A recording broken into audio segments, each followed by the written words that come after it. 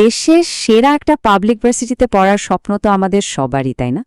কিন্তু এই স্বপ্ন সত্যি করার পথে সবচেয়ে বড় চ্যালেঞ্জটা হলো অ্যাডমিশন টেস্ট। আর ঠিক এই কঠিন চ্যালেঞ্জটা কিভাবে জয় করা যায় সেটাই আমরা আজকে দেখব। বিশেষ করে শাহজালাল বিজ্ঞান ও প্রযুক্তি বিশ্ববিদ্যালয় মানে সাস্টের ভর্তি পরীক্ষায় রসায়ন বা কেমিস্ট্রিতে কিভাবে বাকিদের চেয়ে এক কদম এগিয়ে থাকা যায় সেই স্ট্র্যাটেজি নিয়ে আজকের এই আলোচনা। একবার ভাবুন তো, হাজার হাজার ট্যালেন্টেড স্টুডেন্টদের স্বপ্ন থাকে সাস্টের মতো একটা জায়গায় পড়ার, আর প্রত্যেকটা সিটের জন্য যে কি লেভেলের কম্পিটিশন হয়, টার্গেটটা একদম চোখের সামনে, কিন্তু সেখানে পৌঁছানোর রাস্তাটা কিন্তু মোটেও সহজ না। তো প্রশ্নটা হলো, এই যে এত কম্পিটিশন, এর মধ্যে কেমিস্ট্রির মতো একটা কম্পালসারি সাবজেক্টে ঠিক কোন স্ট্র্যাটেজি ফলো করলে সবচেয়ে বেশি মার্কস তোলা সম্ভব? কিভাবে অন্যদের থেকে নিজেকে আলাদা করা যাবে? চলুন আজকে সেই উত্তরটাই খুঁজে বের করি। ওকে, তাহলে সবার আগে চলুন পরীক্ষার পুরো ব্যাপারটা একটু বুঝে নিই। মানে যে কোনো যুদ্ধে নামার আগে তো ব্যাটলফিল্ডটা চিনে নেওয়া দরকার, তাই না? সাস্টের এই ইউনিটের যে প্যাটার্ন, সেটা দেখলেই একটা জিনিস একদম পরিষ্কার, ফিজিক্স, ম্যাথ আর কেমিস্ট্রি এই তিনটা সাবজেক্ট কিন্তু কম্পালসারি। প্রত্যেকটা থেকেই 20টা করে প্রশ্ন। তার মানে কি দাঁড়ালো? মানে হলো কেমিস্ট্রিকে হালকাভাবে নেয়ার কিন্তু কোনো সুযোগই নেই। মেরিট লিস্টে পজিশন কোথায় থাকবে সেটা ঠিক করে দেওয়ার জন্য এর ভূমিকা অন্যগুলোর চেয়ে এক বিন্দু কম না। আর সিট সংখ্যা কত? সায়েন্স ইউনিটে মাত্র 985টা। চিন্তা করা যায়, এই কয়েকশো সিটের জন্য লড়ছে দেশের সেরা সব ব্রেন। এখানে যে প্রত্যেকটা মার্কস কতটা ইম্পর্ট্যান্ট সেটা নিশ্চয়ই আর বলে দিতে হবে না। তো এই যে এত টাফ একটা ফাইট, এখানে কেমিস্ট্রি কিন্তু হয়ে উঠতে পারে গেম চেঞ্জার, আপনার তুরুপের তাস। কিন্তু কিভাবে? চলুন সেটাই একটু গভীরে গিয়ে দেখি। মজার ব্যাপার কি জানেন? অন্য সাবজেক্টগুলোর চেয়ে সাস্টের কেমিস্ট্রিতে স্ট্র্যাটেজি খাটিয়ে ভালো করার সুযোগ অনেক বেশি। কারণটা হলো, সাস্টের কেমিস্ট্রি কোয়েশ্চেনে কিছু নির্দিষ্ট প্যাটার্ন বারবারই রিপিট হয়। এখানে শুধু গাধার মতো খাটলেই হবে না, জানতে হবে ঠিক কি পড়তে হবে। আর যারা স্মার্ট তারা ঠিক এই জায়গাটাতেই অন্যদের চেয়ে এগিয়ে যায়। তাহলে আর দেরি কেন? চলুন সরাসরি সেই টপিকগুলোর লিস্টটাই দেখে ফেলি, যেগুলো আপনাকে অ্যাডমিশন টেস্টে অন্যদের থেকে কয়েক কদম এগিয়ে রাখবে। এগুলোকে আমরা বলি হাই ইয়েল্ড টপিক, মানে কম পরিশ্রমে বেশি মার্কস তোলার একদম সেরা জায়গা। যারা বছরের পর বছর ধরে এই অ্যাডমিশন টেস্টের প্রশ্ন অ্যানালাইসিস করছেন, সেই এক্সপার্ট টিচাররাই বলছেন যে প্রায় 70 থেকে 80% প্রশ্নই কিন্তু ঘুরে ফিরে এই হাতে গোনা কয়েকটা টপিক থেকেই আসে।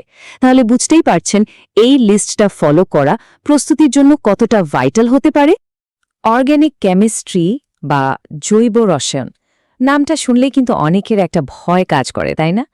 কিন্তু ভালো খবর হলো, সাস্টের জন্য পুরো বইটা মুখস্থ করতে হবে না, একদমই না। স্ক্রিনে যে টপিকগুলো দেখা যাচ্ছে, যেমন ধরুন গ্রিগনার্ড বিকারক, ক্যানিজারো, অ্যালডোল বিক্রিয়া কিংবা SN1 আর SN2 এর মধ্যে পার্থক্য, এই কয়টা জিনিস যদি ঠিকঠাক মতো বুঝে ফেলতে পারেন, তাহলেই কিন্তু অর্ধেকের বেশি কাজ শেষ। আচ্ছা, এবার আসা যাক ফিজিক্যাল আর ইনঅর্গ্যানিক কেমিস্ট্রিতে। দেখুন, সংকরায়ন বা হাইব্রিডাইজেশন আর বন্ড অ্যাঙ্গেল থেকে তো প্রশ্ন আসবেই, এটা মোটামুটি ধরে নিতে পারেন। আর KSP বা দ্রাব্যতার গুণফল থেকে ওই যে অদক্ষেপ পড়বে কি পড়বে না টাইপের ম্যাথগুলো আছে না, ওগুলো সাস্টের টিচারদের খুবই পছন্দের একটা টপিক। আর লা শাতেলিয়েরের নীতি, ফাজানের রুলস বা ডি ব্লক এলিমেন্টের বৈশিষ্ট্য, এগুলো তো মাস্ট রিড, বাদ দেওয়ার কোনো প্রশ্নই ওঠে না। এই স্লাইডটা কিন্তু একটা পারফেক্ট এক্সাম্পল।